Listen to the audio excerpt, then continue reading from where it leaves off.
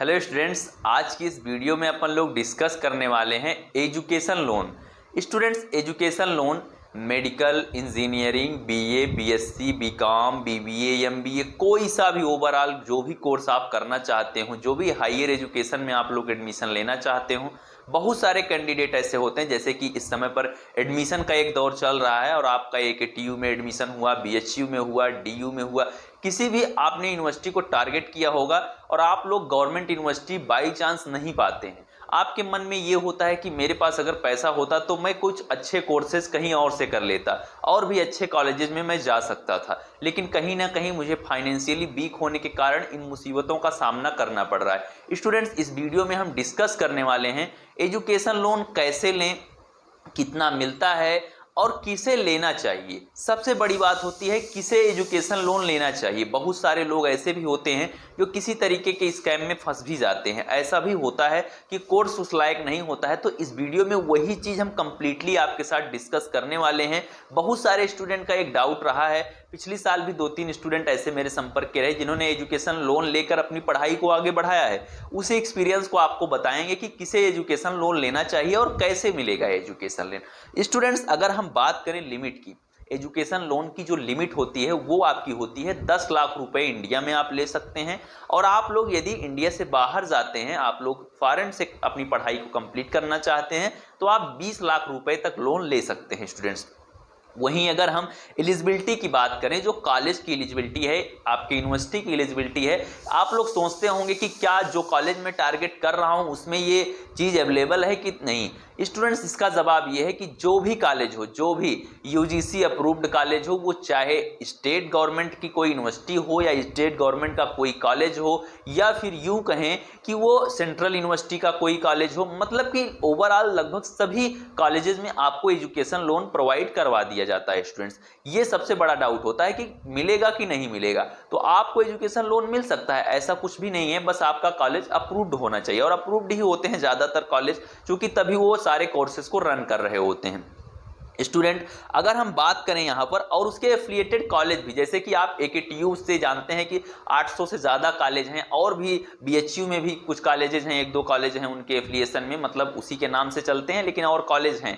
इसी तरीके से और भी तमाम ऐसे कॉलेज हैं, मतलब तमाम ऐसे यूनिवर्सिटीज़ हैं जो तमाम उसमें कॉलेजेस होते हैं, उसके एफिलिएटेड कॉलेज होते हैं, ठीक है। तो वहाँ से आप लोग इस लोन को लेकर अपनी पढ़ाई को कंप्लीट कर सकते हैं। वहीं स्टूडेंट्स, अगर हम लोग बात करें डॉक्यूमेंट की कि क्या डॉक्यूमेंट आपका लगेगा, स्टूडेंट डॉक्यूमेंट जहां बात करते हैं तो आपकी प्रीवियस ईयर की जितनी भी मार्कशीट हैं, 10th की, 12th की, या फिर अगर आप लोग पोस्ट ग्रेजुएट किसी कोर्स में एडमिशन लेना चाहते हैं, उसके लिए लोन उठाना चाहते हैं, तो आपको अपने ग्रेजुएशन की जो आपकी यूजी की डिग्री होगी उसको आपको सबमिट करना होगा। मतलब उसकी फोटो कॉपी आपको ले जाना होगा, ओरिजिनल भी आप लेकर जाएंगे, लेकिन वहां जमा फोटो कॉपी ही होगी।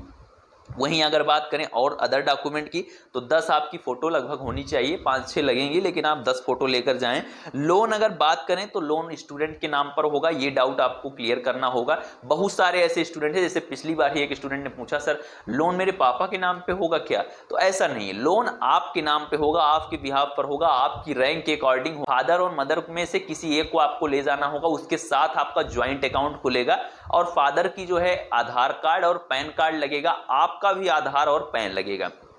तो ये चीज आपने समझ लिया। लेकिन अब बात होती है गारंटर की, क्या आपके फादर को इसमें गारंटर माना जाएगा कि नहीं? बहुत सारे स्टूडेंट का डाउट होगा, मैं नहीं भरूंगा तो ऐसा तो नहीं कि उससे फैमिली को टार्चर किया जाए या किसी तरीके से इस प्रकार का कोई डाउट। तो स्टूडेंट, इसका जवाब है कि देखिए, पहली बात तो ऐसा कुछ भी नहीं होने वाला है, ये बस एक फॉर्मेलिटी होती है कि आपके फादर को उसमें इंक्लूड किया गया है जब आप, लेकिन उसके लिए मैं भी बता रहा हूं आपको कि ये किसके लिए ये चीज है, कि सिर्फ एक फॉर्मेलिटी है, किसके लिए ये है कि हाँ उसमें गारंटर माना जाएगा।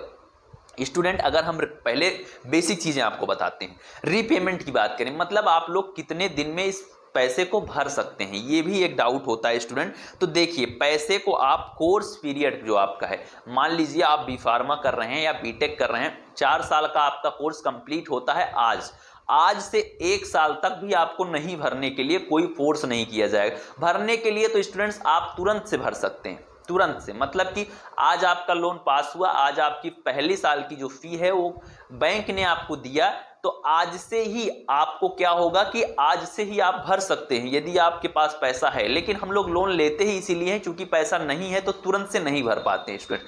लेकिन मैं आपको रिकमेंड करूंगा कि आप लोग ब्याज अगर भर सकते हैं तो ब्याज जरूर भर दें, क्योंकि मैं अभी ब्याज का फार्मूला आपको बताऊंगा कि किस तरीके से आपका ब्याज लगता है, उस पर आपके जो धन है, जो आपका पैसा है, उस पर किस तरीके से ब्याज बढ़ाई जाती है। तो मैंने आपको बता दिया कि 1 साल तक आपसे नहीं मांगा जाएगा पैसा, लेकिन उसके बाद आपसे 15 साल के अंदर आपको ईएमआई के माध्यम से भरना होगा। बहुत सारे बैंक होते हैं जो 12 साल ही देते हैं, 12 साल से कम कोई नहीं देता है। 12 से 15 साल का वक्त आपको मिलेगा ही मिलेगा आपके लोन को भरने के लिए। वहीं यदि हम सिक्योरिटी की बात करें, मतलब कि ऐसा तो नहीं है कि सिक्योरिटी के लिए आपसे कुछ चीज़ें मांगी जाएं, गिरवी रखने के लिए कोई प्रॉपर्टी का कागजात मांगा जाए आपकी, जिसे आप खतौनी कहते हैं न, या फिर आपकी कोई प्रॉपर्टी है, कोई मान लीजिए कि कोई घर आपने कहीं लिया है उसके लिए, या कोई एफडी आपको रखनी पड़े अपनी वहाँ पर ले जाके, तो ऐसा बिल्कुल नहीं है स्टूडेंट्स। अगर आपका लोन 7.5 लाख तक है, 7.5 लाख उसके अंदर है, तो आपको नहीं देना है, उनके पास कोई भी सिक्योरिटी नहीं रखना है आपके पास। लेकिन वहीं अगर बात करें 7.5 लाख के ऊपर के लोन की स्टूडेंट्स, तो 7.5 लाख तक तो कुछ भी नहीं, आप अपने फादर को लेके जाएंगे, डॉक्यूमेंट लेके जाएंगे, आपका लोन पास हो जाएगा, ठीक है। उसके बाद क्या होता है, जो 7.5 लाख से ज्यादा का लोन होता है स्टूडेंट्स, उसमें क्या होता है, फिक्स डिपॉजिट देना होगा, मतलब फिक्स डिपॉजिट आपको रखना होगा, प्रॉपर्टी रखनी होगी और एक गारंटर लगेगा, ठीक है, एक गारंटर लगेगा।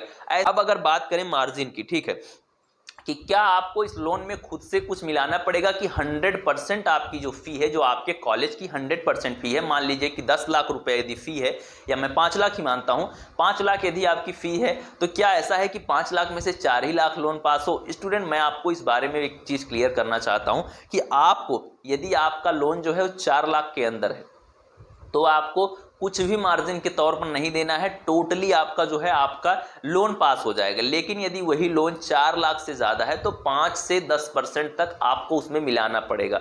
मान लीजिए कि 4 लाख लोन है, तो उसका आप 5% यदि निकालते हैं तो 5 चौक 20, मतलब 20,000 रुपए आप खुद से आप फी भरेंगे, और जो है 3,80,000 रुपए यहाँ पर आपका बैंक पे करेगी आपके कॉलेज को, डायरेक्टली ये कॉलेज को पे होता है स्टूडेंट्स, ये आपको क्लियर करना होगा। ये आपके हाथ में नहीं पैसा जाएगा, इसको आप और कहीं यूज नहीं कर सकते हैं कि आप एजुकेशन लोन लेके धोखा देके कहीं और यूज कर लेंगे, नहीं। आपको हर साल अपनी मार्कशीट को ले जाना होगा। जैसे कि आप मान लीजिए एक सेमेस्टर पास आउट होते हैं, तो उस सेमेस्टर की मार्कशीट आपको ले जानी होगी वहां पर, और मतलब उसका फोटो कॉपी उसको सबमिट करना होगा, आपको उनको देना होगा, बताना होगा कि हाँ जी हमने फर्स्ट सेमेस्टर क्लियर करा, अब आप सेकेंड सेमेस्टर के लोन के लिए तैयार रही। और इजिली यदि आपका एक बार अप्रूव्ड हो जाता है, तो ऐसा नहीं है कि किसी सेमेस्टर में गड़बड़ी करेगी बैंक, बस पहले अप्रूव होना चाहिए। स्टूडेंट, कैसे अप्रूव होगा वो जानकारी मैं आपको देता हूं, किस चीज के लिए आप लोन ले सकते हैं, education loan. Student, college fee, ये तो आप जानते हैं कि कॉलेज फी के लिए आप लोग मेनली लोन लेते हैं कि कॉलेज की जो फी है हम उसको पे कर सकें। लेकिन उसके साथ साथ आप लोग अपने ड्रेस के लिए, अपनी बुक्स के लिए, अपने लैपटॉप्स के लिए, जो भी इक्विपमेंट उसमें लगते हैं, सभी के लिए आप उसमें फॉर्म भरते समय आप लोग डाल सकते हैं, और सभी के लिए आप लोग लोन ले सकते हैं, कोई दिक्कत वाली बात नहीं, हर चीज के लिए लोन आपका पास हो जाएगा, ठीक है। वहीं यदि आप फॉरेन जाना चाहते हैं तो वहां का आपको टिकट भी मिल जाएगा, वहां के टिकट के लिए भी आपको पैसा प्रोवाइड करवाया जाएगा स्टूडेंट्स, ठीक है। अब बात करते हैं कि लोन पास कैसे होगा। ये सारी चीजें तो आपने जान ली, और लोन को किसे लेना चाहिए, किसे नहीं लेना चाहिए, दो चीजें बची हैं डाउट, मैं बताता हूं आपको। सबसे पहले एक साइट होती है www.vidyalakshmi.co.in, हाँ, vidyalakshmi.co.in एक साइट है। वहां पर आपको क्या करना होगा, वहां पर आपको रजिस्ट्रेशन करना होगा, फॉर्म को फिल करना होगा, पूरी जानकारी सबमिट करनी होगी कि हाँ हमको लोन का ये रीजन है, ये या इस कोर्स में मुझे एडमिशन चाहिए, सारे जितने भी वहां पे आपसे इंफॉर्मेशन मांगे जाएंगे वो सारी चीजें आप इस साइट पर ऑनलाइन आप लोग पे कर सकते हैं। लिंक आपको डिस्क्रिप्शन में मैं दे दूंगा, www.vidyalakshmi.co.in, ठीक है, विद्यालक्ष्मी। उसमें बैंक का नाम, ब्रांच डालेंगे आप लोग, और ऑटोमेटिक वो आपके ब्रांच में पहुंच जाएगा। यहां आपको एक चीज ये समझना होगा स्टूडेंट्स, जो भी ब्रांच आप लोग डालें, मान लीजिए कि आप जो भी ब्रांच उसमें डाल रहे हैं फॉर्म को भरते समय, विद्यालक्ष्मी फॉर्म को भरते समय, उस बैंक के मैनेजर से आप लोग एक बार जरूर कंसल्ट कर लें, उस बैंक मैनेजर से आप लोग एक बार जरूर मिल लें, इससे आपको लोन में आसानी होगी। क्योंकि बहुत सारे लोग होते हैं जो लोन के लिए अप्लाई करते हैं तो आपका डिले ना हो, आपका एडमिशन छूट ना जाए, इसके लिए आप लोग यदि मिल लेते हैं तो आपका 1 हफ्ते के अंदर अंदर आपका लोन अप्रूव हो जाएगा। और यदि आपके संपर्क का कोई उसी बैंक में काम करता है किसी बैंक में, तो उसी बैंक को उसमें डालें और उसी बैंक में अपने फॉर्म को भिजवाएं। विद्या लक्ष्मी से वो ऑटोमेटिक पहुंच जाता है बैंक में, ठीक है। लेकिन उसके पहले बैंक मैनेजर से जरूर मिलें, ये मैं आपको रिकमेंड करूंगा। बहुत सारे लोग ऐसे अप्लाई करके सो जाते हैं, तो ऐसे नहीं होता है, ठीक है। आपको थोड़ा एफर्ट डालना होगा उसमें। स्टूडेंट, अगर हम लोग बात, ये चीज मैंने क्लियर कर दी, आप लोग अगर सीरियसली लोन चाहिए तो ये चीज आपको समझना होगा, ठीक है।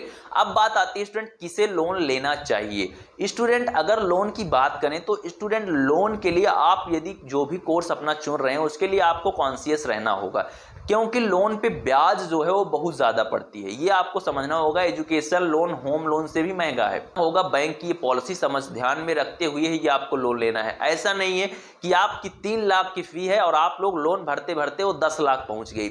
ऐसा यदि आपके साथ होता है तो आप लोग फंस जाएंगे लोन के चक्कर में, और कहीं ना कहीं जिस जगह से आप लोग निकलने का प्रयास कर रहे हैं एजुकेशन के माध्यम से, वहीं पर दबकर रह सकते हैं। यही मेरा सुझाव है आपके लिए कि ऐसा ना हो कि आप जहां से निकलने का प्रयास कर रहे हैं उससे भी पीछे जाएं, ठीक है। तो लोन पे ब्याज बहुत तेजी से बढ़ता है, और जैसे कि 1 साल की फी पे जो ब्याज बनेगा, यदि आपने अगली साल उसका ब्याज नहीं भरा या उसका पैसा नहीं भरा है, सेकेंड ईयर में जो फी होगी वो टोटल जुड़ेगी, उन दोनों का ब्याज और उसके ऊपर फिर से ब्याज, मतलब ब्याज के ऊपर आपको ब्याज देना पड़ रहा है। ये आपको समझना होगा। ब्याज का ये फार्मूला आप बहुत लोग जानते होंगे, जो बैंक के जानकार होंगे, जो लोग बैंक में बराबर आते जाते होंगे, ये चीज जानते होंगे, जो कभी ना कभी उनके माँ बाप या घर में किसी ने लोन लिया होगा किसी तरीके से, या पड़ोसी ने लिया होगा। ईश्वर ना करे किसी को लोन लेना पड़े, लेकिन क्या कर सकते हैं, यदि आप फाइनेंशियली वीक हैं तो आप लोगों को लेना ही पड़ता है। कहीं ना कुछ एफर्ट डालना पड़ता है, रिस्क लेना पड़ता है।